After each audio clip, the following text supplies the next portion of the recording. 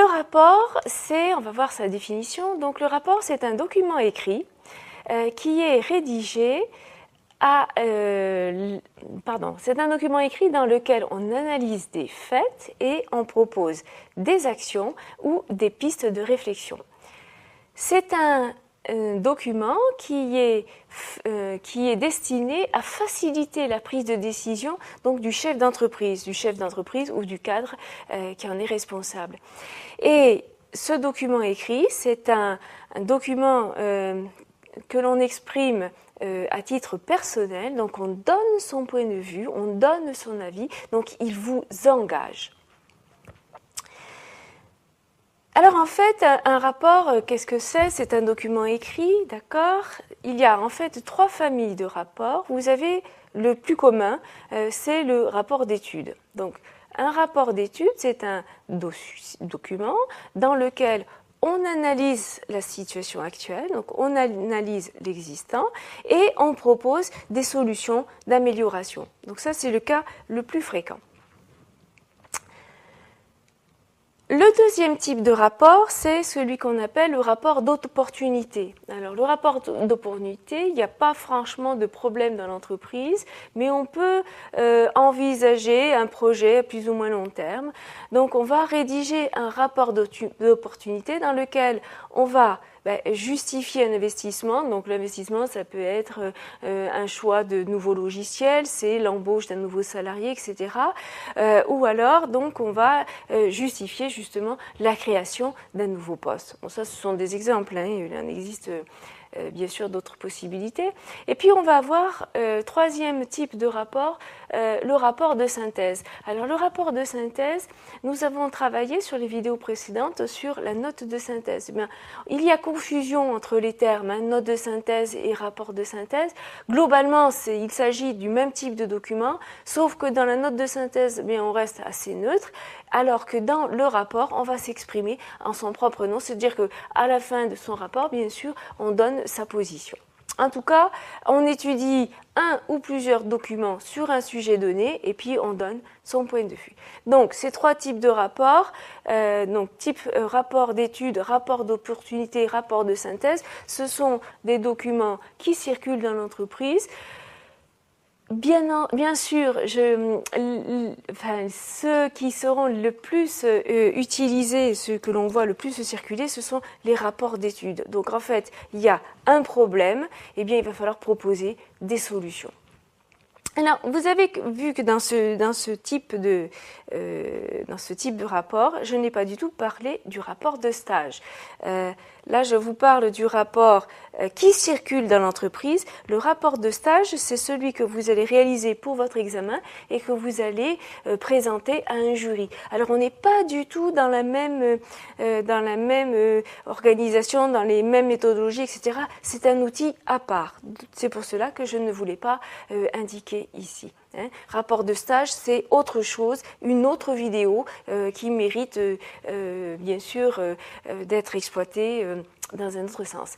Donc ici, on va focaliser notre attention sur rapport d'étude, rapport d'opportunité et rapport de synthèse. Et je voulais aussi également vous mettre en garde, attention, dans le langage courant, on parle du mot rapport, mais un petit peu dans des contextes différents. Je pense par là, vous savez, au rapport le mot rapport qu'on utilise, rapport de police. Vous savez, quand on passe à la gendarmerie et que le gendarme établit son rapport. Bon, ça c'est un terme spécifique à ce métier. En fait, que fait le gendarme? Eh ben, il décrit la situation qu'il a vue et puis il explique pourquoi la personne qui est face à lui est le coupable, etc. Donc ça, c'est son rapport. Ça n'a rien à voir, nous, avec notre problématique, d'accord? Donc je n'en parlerai jamais parce que c'est un autre outil, c'est spécifique à une autre activité, hein, qui est en tout cas très éloignée de celle qui vous préoccupe. Donc on a bien compris, un rapport, c'est un document écrit. Alors, un Pourquoi est-ce que c'est un document écrit? Eh bien parce qu'on va vouloir en garder une trace, d'accord?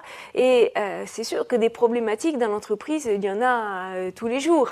Bien souvent, eh bien on parle donc de vive voix, on exprime de vive voix ce problème, et surtout on va développer les solutions. Maintenant, on sait aujourd'hui qu'un document écrit, c'est un document de référence, et on sait aussi qu'il a plus de poids qu'un discours oral, d'accord? Donc, on va formaliser sa pensée dans un rapport, d'accord? Et puis après, on le soutiendra oralement. Alors, on a vu donc la définition du rapport, on va regarder maintenant ses caractéristiques.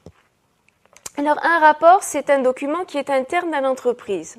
On est bien d'accord? C'est un document que je fais pour ma hiérarchie, pour mon chef d'entreprise. Il ne sort pas donc de l'enceinte de mes locaux, de mon entreprise.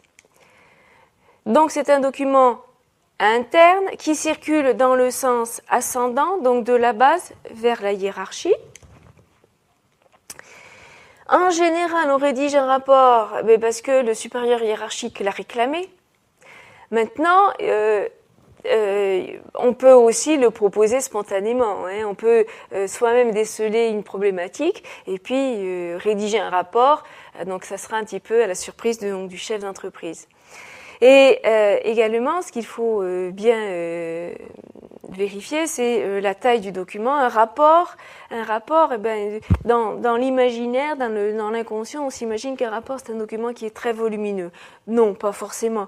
Un rapport peut être très bref, donc il peut figurer sur une seule page. Bien, le rapport que je vous ai mis en annexe figure sur une seule page, donc il est très court.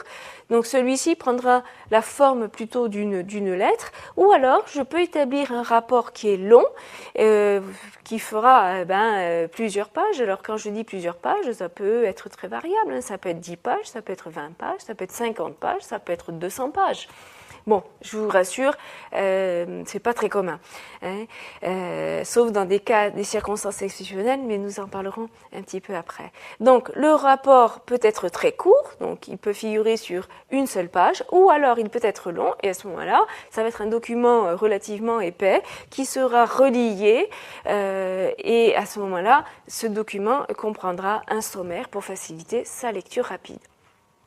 Et donc, comme je vous le disais tout à l'heure, ce document va être lu en principe, et bien souvent, le chef d'entreprise n'aura pas de temps à consacrer sur ce document écrit, donc il va préférer donc une présentation orale.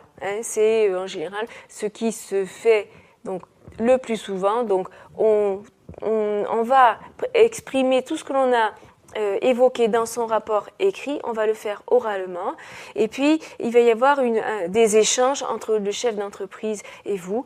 C'est le cas le plus simple. Donc, ce document peut être soutenu oralement, et bien maintenant nous allons voir le contenu donc de ce rapport.